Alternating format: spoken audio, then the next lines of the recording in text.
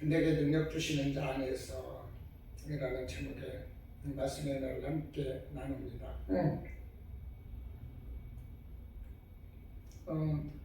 빌립보서의 주제는 예수 그리스도 안에서 얻는 기쁨입니다. 환경을 초월하는 신앙의 기쁨을 담고 있는 내용이 빌립보서입니다. 더더구나 이 빌립보서는 옥중서신이거든요. 사도 바울이 지금 감옥에 갇혀서 빌립보 교인들에게 편지를 하는데 그 내용이 무엇입니까?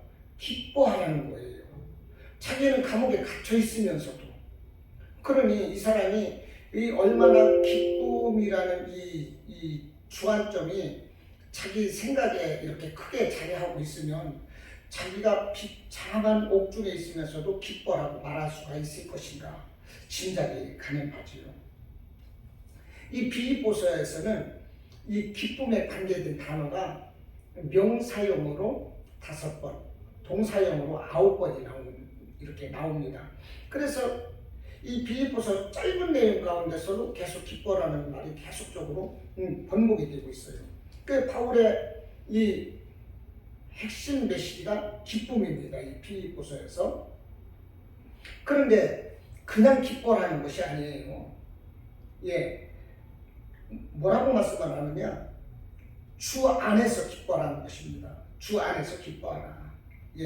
주 안에서 기뻐하라. 환경을 초월한 이런 신앙의 기쁨을 사도 바울은 말씀을 하고 있는 거예요. 주 안에서 기뻐하는 거니까 세상적인 기뻐함이 아니라 주님 안에서 주님 주시는 은혜로 기뻐하는 그것을 말씀을 합니다. 그것도 옥중에서 이렇게 말씀을 하고 있다는 거예요. 누구든지 옥중에 있으면 무슨 말을 할까요? 왜 면허 자주 안 오느냐? 40점 많이 넣어라.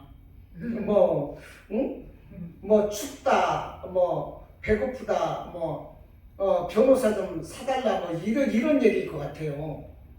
힘들다, 방 좀 옮겨달라, 이런 얘기일 것 같은데, 주 안에서 기뻐하라. 그러니 이게 삶과 죽음을 초월한 이 사도 바울의 신앙관이 여기서 보여지는 것이고요. 오직 하나님과 함께하는 그 사도 바울의 신앙관, 놀라운 은혜가 아닐 수가 없지요.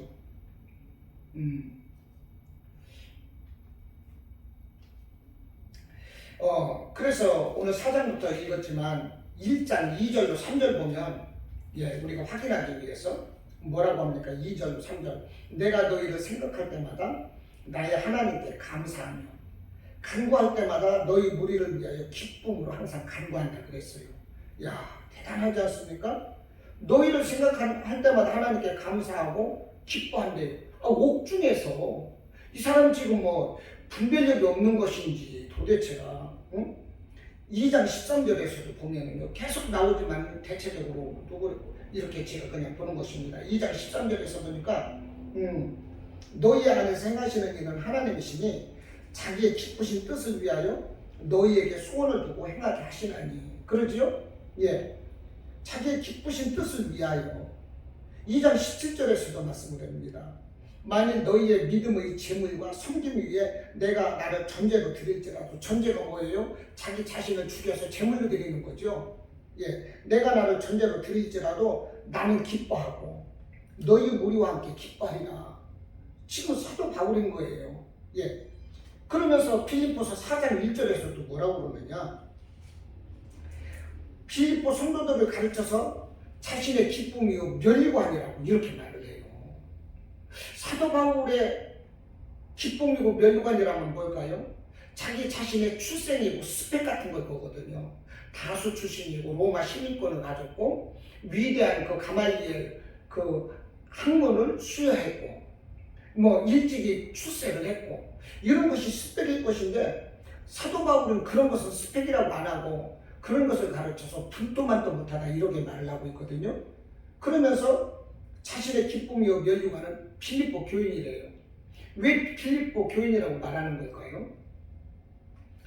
빌립보가 사도 바울이 소아시아로 가서 전도를 하려고 할 때 그 길이 자꾸 막혔는데 13장에서 사도행전 13장에서인가 보면 그런데 잠을 자다가 꿈을 꿨는데 마게도냐 사람 하나가 막 손짓을 하면서 이리로 와서 우리를 가르쳐달라, 꿈에 그 환상을 본 거예요, 사도 바울이. 그래서 내가 소아시아로 가서 복음을 전하라고 했는데 그가 막혔던 것이 마게도냐, 지중해 연안이거든요. 오늘날로 말하면 유럽입니다. 이 유럽으로 가서 복음을 전하라는 성령의 뜻이구나. 그렇게 해서 마게도냐로 가가지고 처음 만난 사람이 바로 빌립보에서 루디아라는 여인을 만나요. 그런데 루디아 여인이 사도 바울의 그 예수님 전하는 말씀을 듣고 확 변해가지고 자기 집을 예배처소로 내놓게 됩니다. 그렇게 돼서 마게도니아에서 처음 이렇게 이 구원받은 사람이 이제 빌립보 지역의 루디아라는 여인인데, 그 루디아 여인의 집이 바로 빌립보 교회가 되는 거예요. 이렇게 빌립보가 이렇게 생겨난 것입니다. 그러니까 자기의 이렇게 전도의 열정으로 생겨난 이 빌립보 교회를 사도 바울은 자신의 기쁨이요 면류관이다, 이렇게 말을 하고 있는 거예요.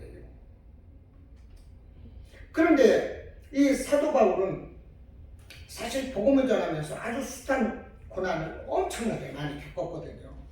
그것이 보면 이렇게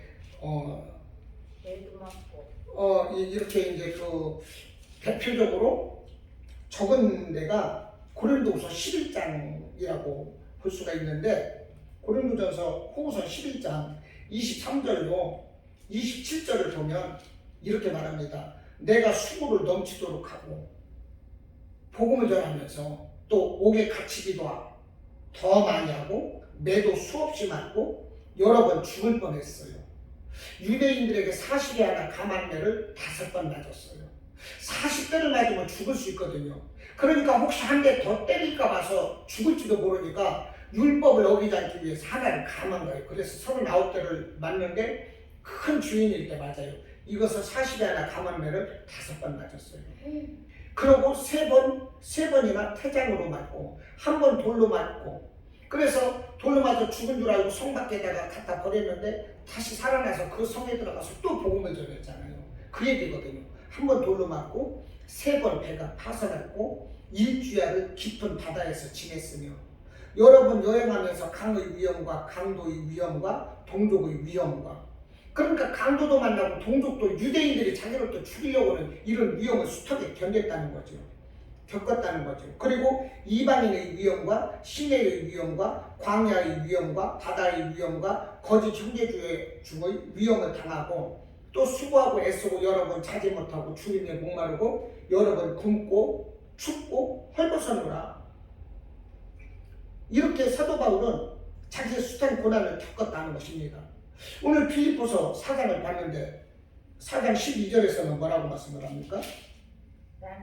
나는 피천에 처할 줄도 알고 풍부에 처할 줄도 알고 모든 일 곧 배부름과 배고픔과 풍부와 궁핍에도 처할 줄 아는 일체의 비결을 배우노라. 이게 뭐예요? 그만큼 고난을 겪었다는 거예요. 이게 고난을 겪으면서 그것을 배우게 된 거예요. 그런데도 사도 바울은 기쁘다고 말해요. 그런데 왜 기쁩니까? 내게 능력 주시는 자 예수 그리스도와 함께 하시기 때문에 기쁘다는 거예요. 아멘. 그러므로 13절에서 뭐라고 고백을 합니까?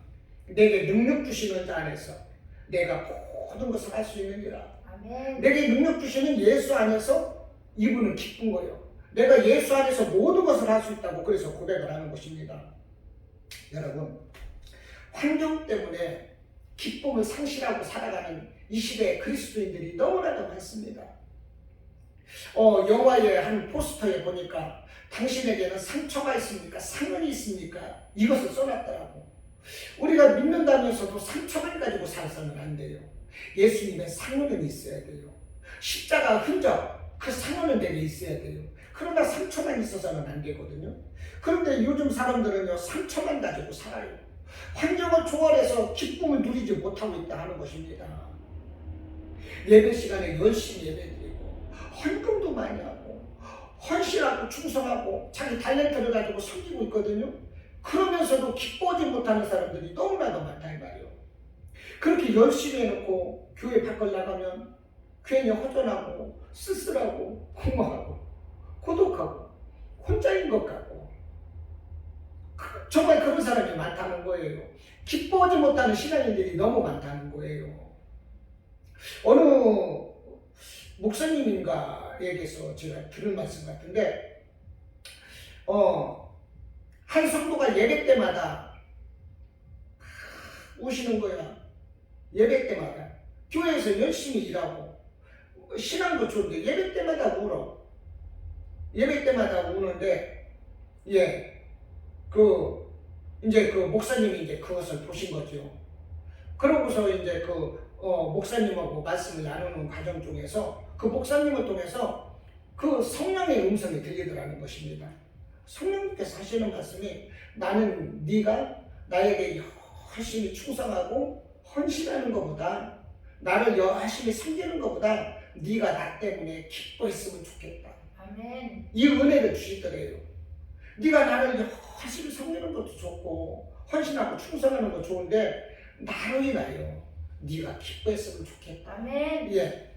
여러분, 이것이 성령님의 마음인 거예요. 아멘. 우리 예수님은 우리가 언제나 기뻐하는 삶이 되기를 바라신다니까요. 아멘.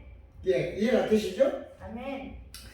10절을 보면 내가 주 안에서 크게 기뻐하면 이렇게 말을 하고 있거든요. 그런데 여기서 크게라는 말을 헬라어로 메달로스라고 그러는데요. 이 크게라는 말은 이 우리말로도 번역을 하면 크게, 대단히 많이, 격렬하게 이런 뜻이랍니다. 그러니까 대단히 많이 기뻐했다는 것입니다. 격렬하게 기뻐했다는 거예요. 크게 기뻐했다는 거예요. 이것은 무엇입니까? 자신의 마음이 온통 주님으로 인하여 기쁨으로 가득 찼다는 것입니다. 주님으로 인하여 온통 기쁨으로 가득 찼다는 거예요.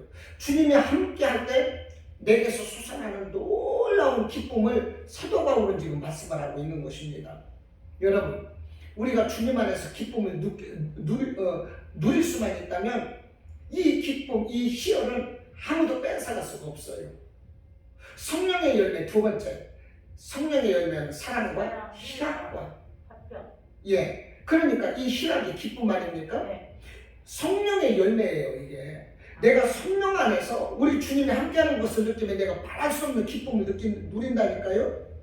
주님 안에서 누리는, 주님이 주시는, 성령께서 주시는 기쁨은 세상의 그 어떤 것도 우리에게서 그것을 빼앗아갈 수가 없다는 것입니다. 할렐루야. 아멘. 제가 오늘 찬송, 이 찬송 꼭 부르고 싶다고 해서 아까 나 무엇과도 주님을 바꾸지 않으리. 아멘. 제가 찬송했잖아요. 다른 어떤 은혜 구하지 않으리.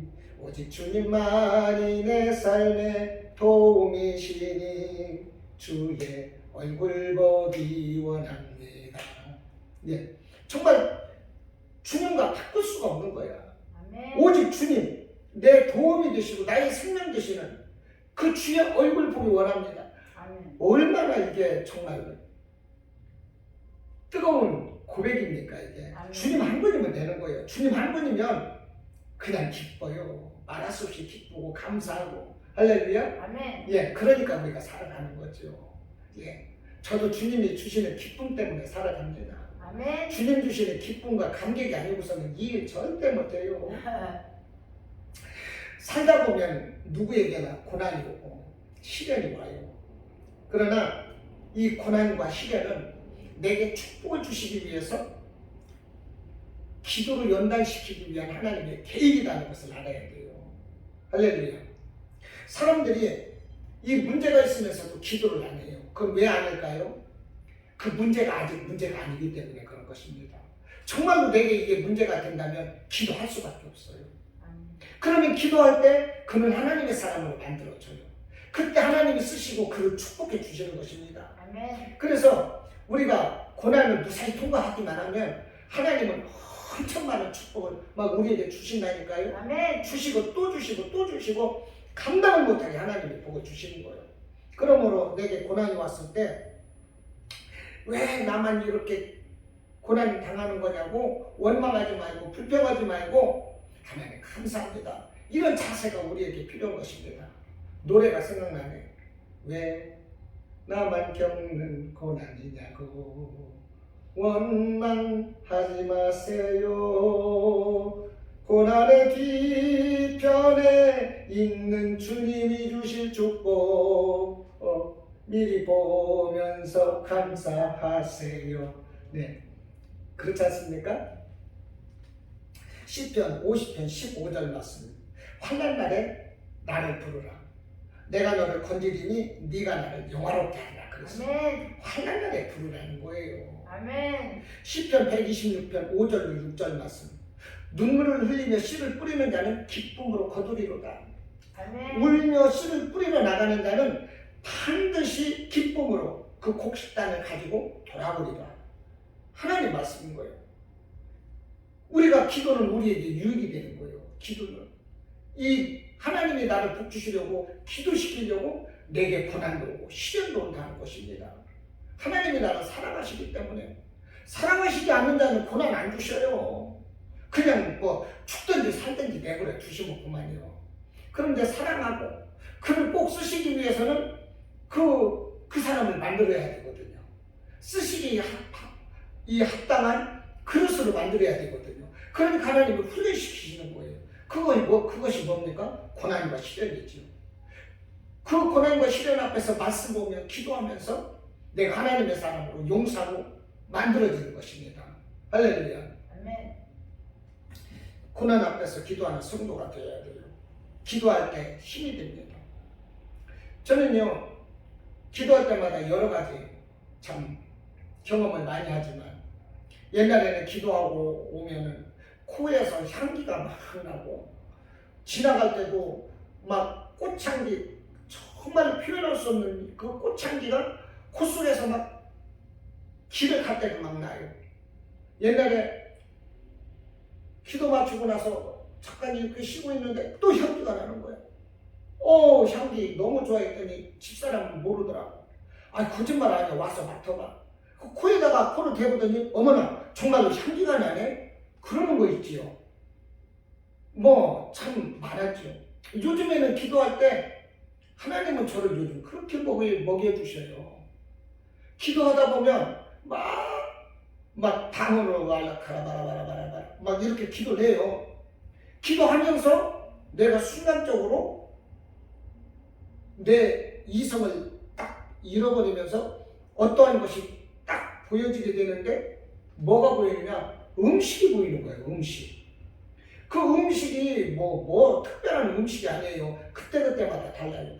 맛있게 음식을 해가지고 숟가락으로 떠서 입에다 넣어주는 거야. 그러면 나도 모르게 하고 받아서 기도하다 말고 먹어. 먹다 보면은 이거를 보는 거야. 순식간에. 어저께도 제가 피곤해서 11시까지만 기도해야지 했는데 기도하다 보니까 밤 12시가 되고 1시가 되고 2시가 되고 2시 20분이 되더라고. 기도하는데 너무나도 막 힘이 나고 피곤치가 않아. 요즘 2시간 이상은 자질 않았거든요. 기도하는데 막 피곤치가 않더라고. 그래도 밤을 새우고 나서 또 새벽에 회사 갈 수는 없고 그래서 잠자기로 했어요. 그런데도 그 몇 시간 동안 기도하는데 하나님께서 여러 가지 방법으로 막 먹여주시는 거예요. 내가 먹여달라고 하는 것도 아닌데 이것저것 먹여주시는 거야. 이것저것을 보면은 먹여주시는 거야. 오늘 또 직장에서 잠시 근무를 하고서 이제 잠시 시간을 내서 성경을 보고 이제 이렇게 하면서 잠깐 졸려가지고서 약간 조는 듯 했는데 책상 앞에서 나도 모르게 또 음식을 줘서 또 먹었어요. 먹는데 보니까 꿈인데도 마스크 써갖고 음식이 안 들어가는 거야. 그래서 마스크를 벗고서 먹으려고 입을 쫙 벌렸는데 마스크가 있는 거야. 그래서 마스크를 꿈에 막 벗겨내고서 이제 먹으려고. 그래서 보니까 또 먹여주시는 그 환상이 요즘 참 신기해요. 기도만 하면은 먹여주시는 거야. 내게 힘을 주시는 것인지 그 힘 주시는 그 영양을 공급해 주셔가지고 내가 건강이 있는지도 모르겠어요. 저는 요즘 사실 순교적인 정신으로 못게 하는 거예요. 순교적인 정신으로. 머리는 어질어질하지 빙빙빙빙 돌지. 그 다리에 힘은 어떤 때 쭉 풀리지. 어떤 때는 이러다가 내가 그냥 여기서 교회에서 쓰러져 죽으면 나중에 교회 예배 드리러 오는 분들이 내가 안 나오니까 목사님 하고 부르러 방에 왔다가 시체 썩는 냄새 보고 목사님 죽었구나 이 생각을 올 때가 있다니까요. 정말 저는 순교적인 정신으로 하는 거야. 피곤할 때가 많아요. 어저께도 어지럽고 빙글빙글 돌고 여기에서 뭐가 맥히는 것 같고 그러면 예수 피로 하면서 하는 거예요. 그냥 죽어도 그냥 순교해도 하나님이 일어나 가는 거니까 진짜 그런 마음을 합니다. 아멘. 정말 그러면서도 제가 기도를 했어요.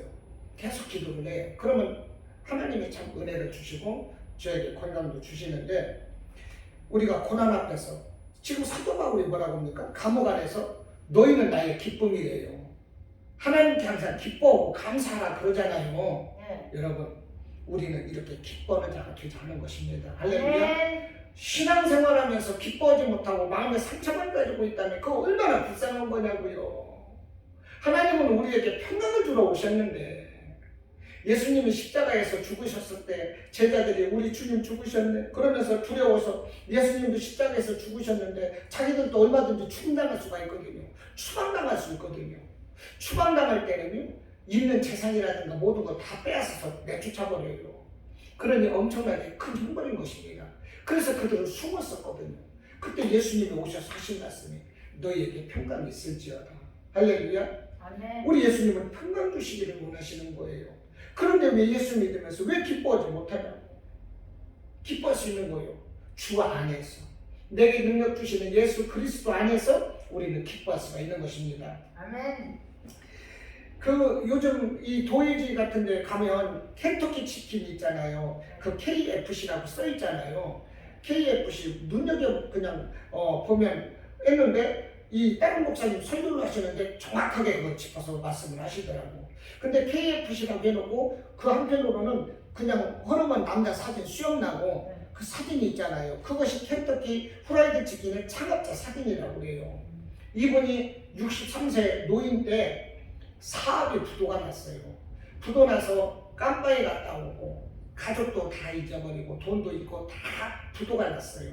그래서 남은 것이라고는 1톤 트럭 하나 남은 거예요. 집도 없고. 그래서 이 63세가 되었는데 감옥에 갔다 와 보니까 아무것도 할 게 없는 거예요. 그래서 신세한탄을 하며 사는 거예요. 공원에서 살았어요.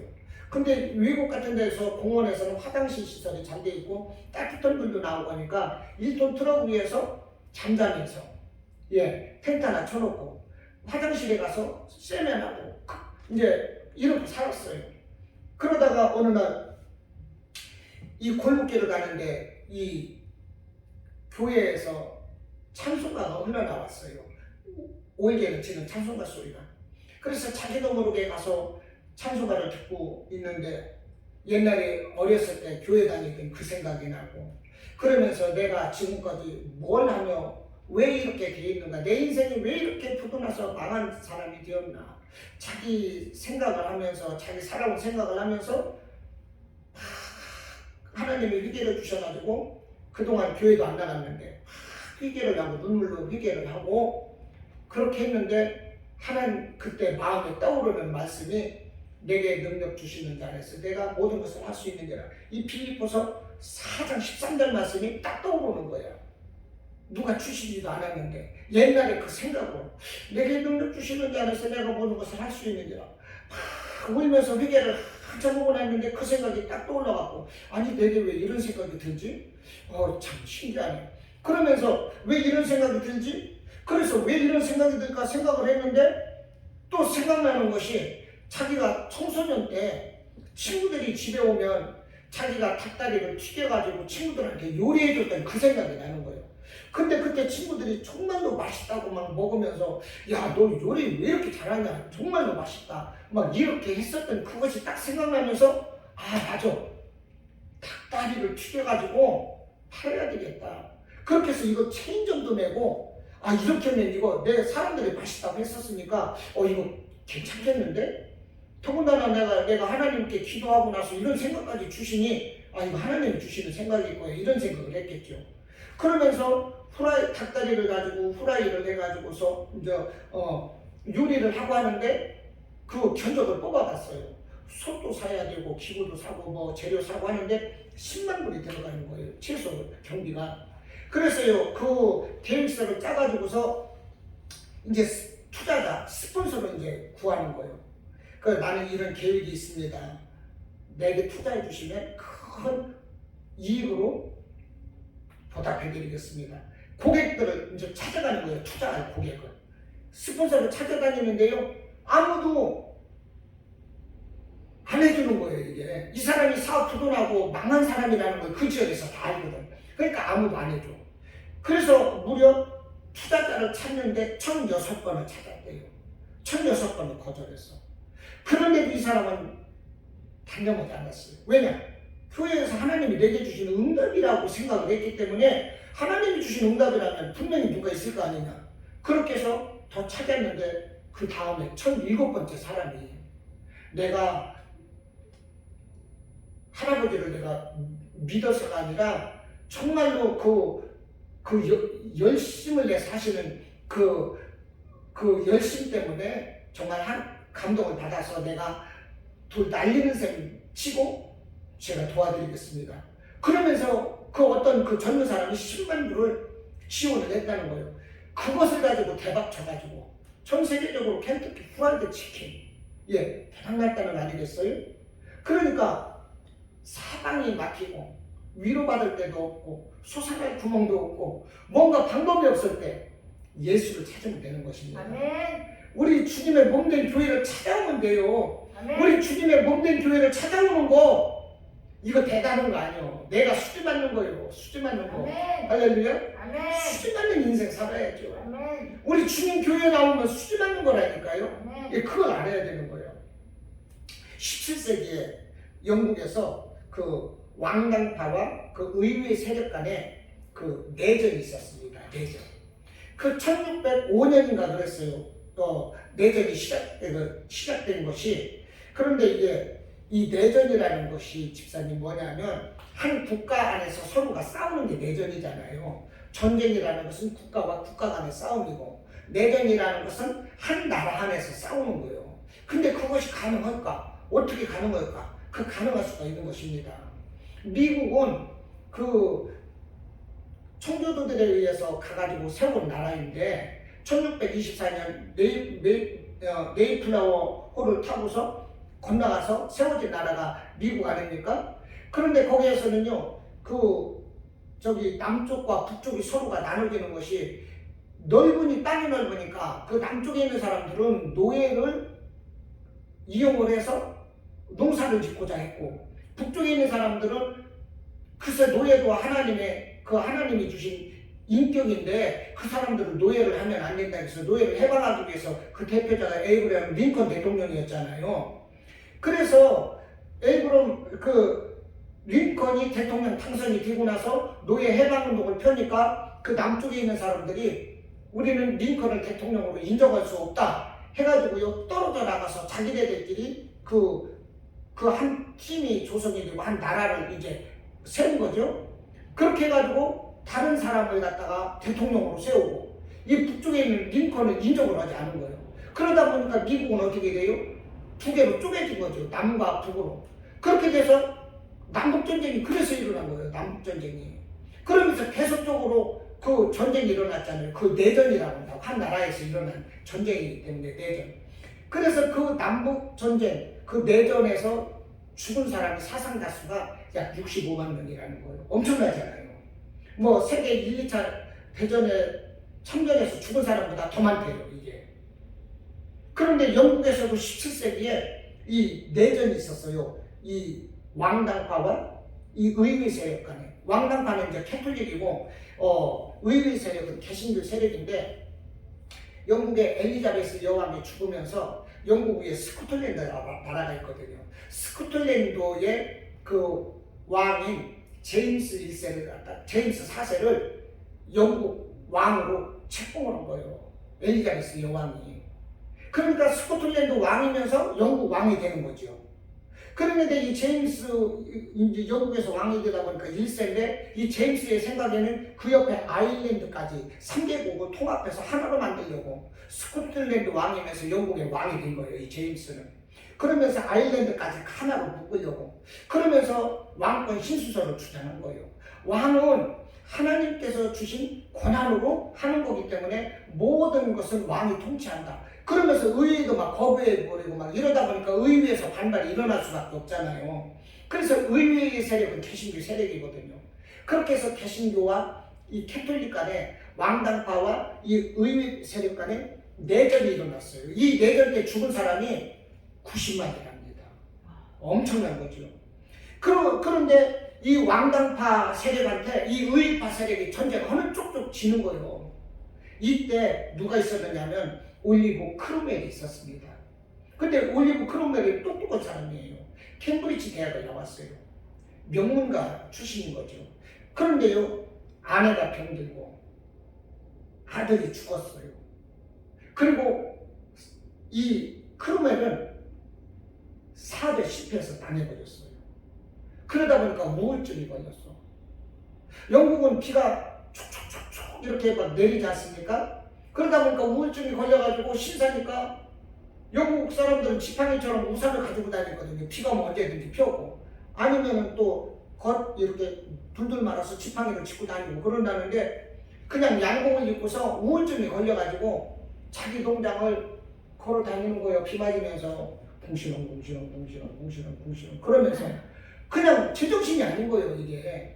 그랬는데 이 사람이 어느 날 빌립보서 4장 13절 말씀을 접했다는 거 아니겠습니까? 내게 능력 주시는 자 안에서 내가 모든 것을 할 수 있습니다. 이 말씀을 딱 받고 강한 충격을 받았다는 거예요. 아, 맞아. 주님께 맡기자. 내 힘으로 하려고 해서는 아무것도 아니다. 주님께 맡기자. 그러면서 주님을 의지하면서 그 우울증의 정신분열이 싹 치료됐다는 것입니다. 이렇게 건강하게 돼가지고요, 이 사람은 힘을 내가지고 하원 의원에 출마를 했는데 당선이 됐어요. 그러면서 승승장구막 하는 거예요. 그때 무슨 일이 있었습니까? 영국의 왕당파와 의회 세력 간에 전쟁이 있었다고 그랬잖아요. 이 사람은 의회로 들어갔잖아요. 그래서 이 사람이 왕당파를 물리치기 위해서 자기 고향에 내려가서 고향에 있는 사람들을 군인으로 개인 사병을 흡수합니다. 자기 돈으로. 그렇게 해서 강하게 훈련을 시켜요. 그렇게 해서 훈련을 시키고 싸움할 때는 내 주는 강한 성이요 방패와 병기 되시다. 이 찬송이 있잖아요. 495장인가 마틴 루터가 종교개혁을 할 때 지었던 이 찬송을 부르면서 전쟁을 하러 나가는 거예요.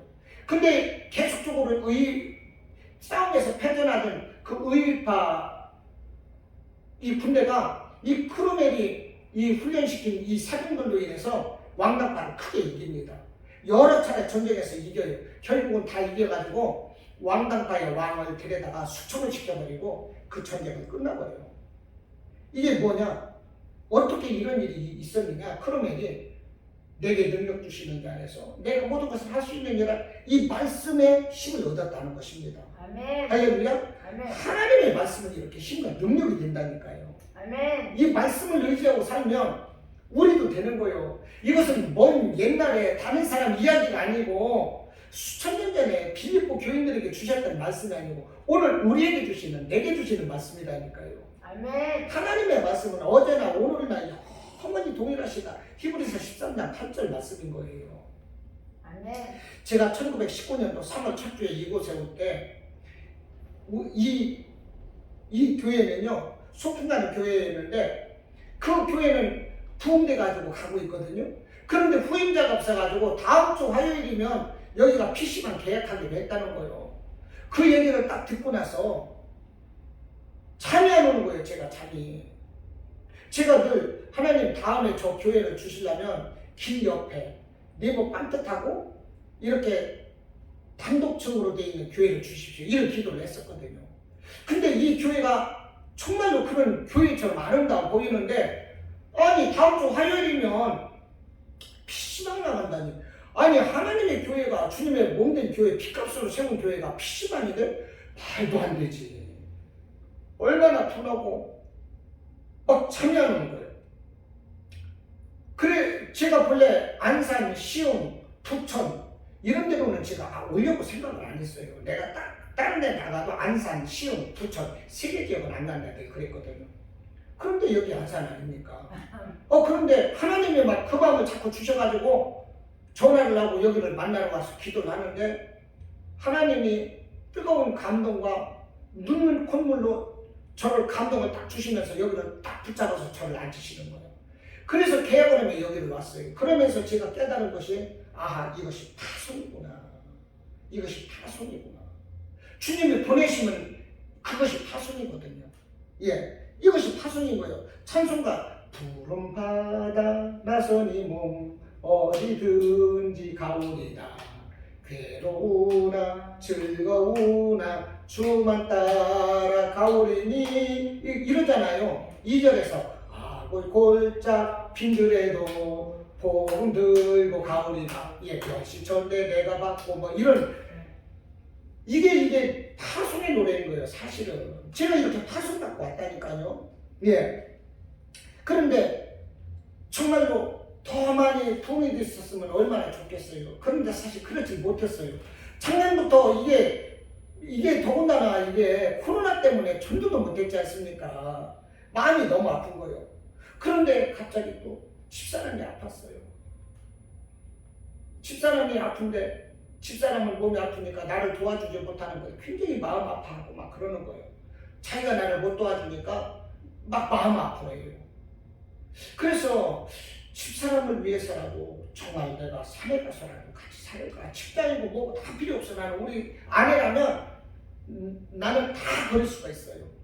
정말 저는 우리 아내랑 다 버릴 수 있어요. 저는 하나님 이런 소신으로 살아요. 하나님을 배신하지 말자.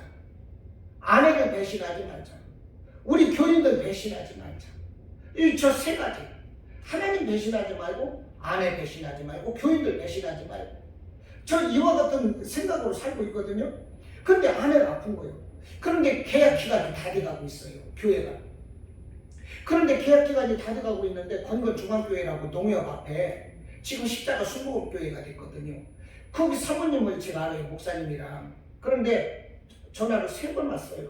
목사님 거기 엘리베이터도 있고 여기 엘리베이터도 있고 여기가 목이 좋고 주차장도 있고 좋아요. 여기로 오세요. 3번 전화가 왔는데 저는 그렇게 가고 싶지가 않더라고. 좋은 것은 엘리베이터 있다는 거. 왜 안 가고 싶었냐? 하나님이 저를 여기로 파송시켰거든요. 하나님은 건건중앙교회 그 건물을 주신 것이 아니라 PC방 되려고는 이 교회를 네가 가라고서 저를 보내신 거거든요. 그것을 알고 왔는데 제가 어떻게 거기를 가요? 하나님 뜻도 아니고 그러다 보니까 가고 싶은 마음도 아니고 그래서 제가 우리 이화숙 집사님한테도 이제 부동산 전문가시니까 물어봤지. 거기 그런 데가 나왔는데 어떻게 해야 될까요? 제가 물어봤어요. 그랬는데요 뭐 그렇게 큰 대답을 안 해주시더라고요. 그런데 아무튼 저는 그냥 여기 고소했을 거예요. 누가 뭐라고 해도. 하나님이 저를 파송해 주셨으니까.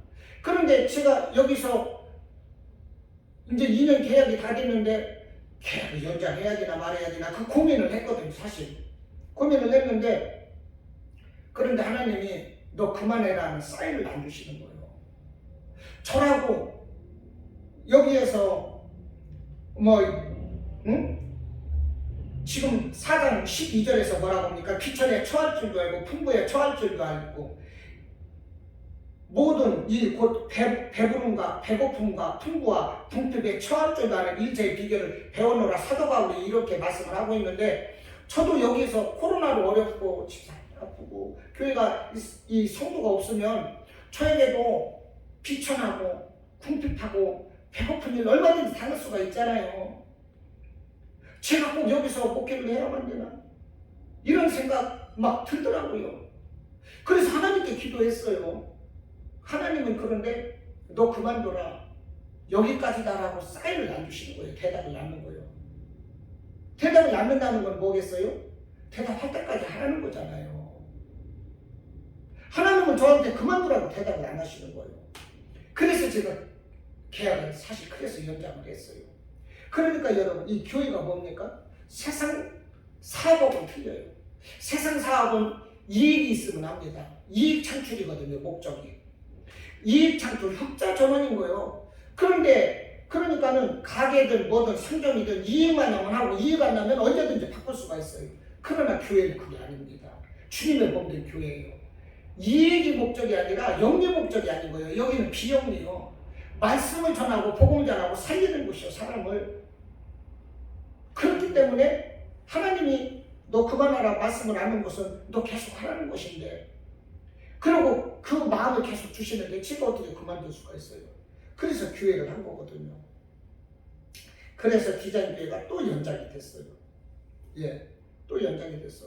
이것이 교회고 이것이 목회인 것입니다. 아멘. 그런데요, 제 생각으로 목회가 되겠습니까? 하나님이 함께 하시니까 목회가 되는 거지. 아멘. 지금은 성도들이 얼마 없고 세 분의 집사님이 섬겨주시고 계시지만서도 앞으로는 예를 들어서 집사 아닌 사람들도 집사도 될 거고, 하나님이 그냥 날개 아래 품어다가 부어주시면 되는 거 아니겠어요? 여기는 우리 주님의 몸된 교회인데, 저는 그와 같은 소망을 가지고 합니다. 주님의 몸된 교회인데 내가 기쁨으로 감당하고 순종하면 하나님께서 능력 안 주시겠습니까? 할 수 있는 능력 주시고 은혜 주시고 또 교회를 저는 세워주실 줄로 믿습니다. 그러니까 여러분들도 그래요. 정말 내가 교회를 열심히 섬겨야지, 열심히 예배드리고 나도 사도 바울처럼 이렇게 큰 믿음을 가져야지, 이런 마음 가질 수가 있거든요. 그런데 그런 마음을 갖는다는 것 자체가 우리 주님이 주시는 마음인 거지 내 마음은 아니거든요. 또 내가 믿음이 잘할 수 있다는 거, 내가 잘해야 되는데 내 믿음이 잘할 수 있는 것은요, 우리 주님이 함께 하실 때는 가능한 거예요. 성도 여러분들이 막 교회에서 막 달란트, 집사님은 피아노 치시고 또 밖에 이 집사님은 화분도 갖다 놓으시고 막 그랬는데, 예를 들어서 그런 것도 주님 주시는 마음이 있으니까 하시는 거지 그냥은 안 되거든요. 그거 그냥 되겠어요? 화분, 저 밖에 화분 얼마나 무거운 건데 그거를 갖다가 안고서만 오신 거야. 너무 감사한 거야. 너무 감사한 거야. 사실은요. 예, 사람을 감사한 거 생각하면요 정말로 감사해요. 그것을 갖다 놓으시고 정말 지금 아름답게 잘하고 있어요. 지금 제일 아름다운 것 같아요. 우리가 순종하고 헌신을 하고 충성하고 예배드리는 거 우리 주님이 함께할 때 가능한 거예요. 주님이 함께 하시면은 막 기도도 하게 돼요. 하지 말라고 해도 기도하게 되고, 주님이 함께 하면 하지 말라고 해도 막 헌신하게 되고, 왜냐하면 기쁘니까. 이런 기쁜 신앙생활이 있으시기를 축원합니다. 아멘. 여러분, 12제자들 중에 베드로도 있고 요한도 있고 야고보, 요한 이 사람 4명은 늘 주님이 데리고 다니셨는데, 그런데도 불구하고 예수님이 잡히실 때 이 사람들은 도망가 버렸어요. 예수를 모른다고 부인했어요. 저주했어요. 그 당시 일을 놓고 생각하면 이 사람들이 과연 주님이 맡기신 이 복음 사명을 죽으면서까지 감당할 수 있을까? 생각을 하면 노거든요. 주님을 모른다고 부인했던 사람들이 무슨 주님의 복음을 전하고 죽기까지 그 사명 감당하겠어요? 어림없지요. 그런데 성령을 받고 능력 받으니까, 예수 그리스도 안에서 능력 주시는 예수 그리스도 안에 있으니까 능히 죽음을 감당하면서 복음 전하는 일꾼이 됐잖아요. 제자가 됐잖아요. 그러므로 우리도 성령을 받고 큰 믿음을 얻어야 하는 것입니다. 고린도후서 3장 13장 5절에서 말씀을 해요. 너희는 믿음 안에 있는가 너희 자신을 시험하고 너희 자신을 확증하라. 예수 그리스도께서 너희 안에 계신 줄을 너희가 스스로 알지 못하는가. 그렇지 않으면 너희는 버림받은 자니라 그랬어요. 보세요. 너희가 믿음 안에 있는가, 너희 자신을 시험해보래요. 너희 자신을 증거해서 보이라는 거예요. 우리에게 믿음이 있나 시험해보라는 거예요. 나에게 믿음이 있나 정말? 나를 살피라는 거예요. 그거 내가 믿음 있는가 증거해 보이라는 것입니다. 응? 그러면서 요한일서 2장 4절로 말씀을 하기를, 그를 아노라고, 예수님을 아노라고 그의 계명을 지키지 아니하는 자는 거짓말하는 자요 진리가 그 속에 있지 아니하니라 그러거든요. 여러분, 내가 믿음이 없으면 예수를 알아도요 그 계명을 지킬 수가 없는 거예요. 믿음이 없으면 제자가 될 수가 없는 거예요. 믿음이 없으면 진실한 성도가 될 수가 없어요. 교회는 나와도. 믿음이 없으면 뭐가 되느냐? 구경꾼이 돼요. 구경꾼. 구경꾼은 언제 옵니까? 볼거리 있으면 구경꾼이 와요. 볼거리 있으면. 재미난 일 있으면 구경꾼이 오고, 먹을 거 있으면 구경꾼이 오고, 돈 생긴다면 구경꾼이 와. 뭐 쿠폰을 주고 뭐 이런 거 마일리지 같은 거 막 적립해주고, 예, 뭐 이런 거 하면 구경꾼 와요. 그런데 관심이 자기가 실망을 하면 구경꾼은 그때는 안 오는 거예요. 영화 한 편을 보러 가더라도요, 요즘 뭐 영화 한 편 보는 게 10,000원 이상이잖아요. 아, 재미가 없다 그러면 에이 돈이 아깝네. 이런 영화를 왜 만들어? 그러면서 돌아가면 뭐라고 그래요? 투덜투덜하잖아요. 아, 이런 거 가지고 돈 10,000원씩이나 받아. 아, 괜히 시간도 없는데 다른 영화 보고 돈이 아깝네, 시간이 아깝네, 투덜거리거든요. 예, 똑같아요. 우리가 믿음이 없고 성령 충만하지 못하면 제자가 되지 못하고 진실한 성도가 되지 못하고 구경꾼이 된다니까요. 구경꾼은 날마다 투덜투덜하는 거예요. 그런 성도가 되지 말기를 바랍니다. 아멘. 정말 진실한 성도가 되어야 되는 것입니다. 진실한 성도, 예, 진실한 제자, 우리 예수 안에서 기뻐하는 이런 성도가 되어야 되는 줄로 믿습니다. 아멘. 아멘.